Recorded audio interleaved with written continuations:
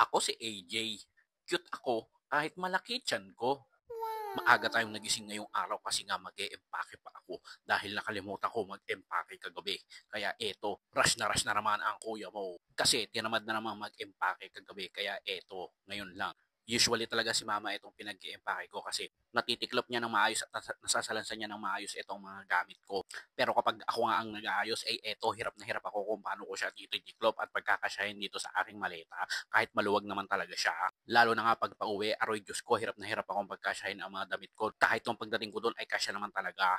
Kaya nga kapag aalis ako ay ayaw na ayaw ko talaga yung siksik na sisik yung mga gamit ko kasi nahihirapan ako kapag uwian na hindi ko siya mapagkasya. Hindi ko alam kung anong secret ni mama kung bakit ang pagkakasya niya ang mga bagay-bagay dyan sa isang lalagyan. Pero ako hirap na hirap talaga. Nung natapos na ako mag-empake, eto diretso ligo na ako dahil hinihintay ko na ang aking magiging service. Ako nga pala ang una nilang sinundo tapos ay diretso agad kami dito sa may lubakan kung saan malubak na nga, baha pa. Kasi susunduin din namin yung iba naming mga kasamahan tapos dito nga kami mag-check-in sa Ibis Style. Dito lang yan sa may Araneta, Cubao. Nasa 4th floor lang siya ng bago tayong gateway. Ay, 4th floor nga ba? Oo, 4th, ay, hindi, 5th floor siya ng bagong gateway. Dahil nga maulan-ulan at malamig na malamig dito dahil nga sa aircon ay eto, maaga ako nakatulog.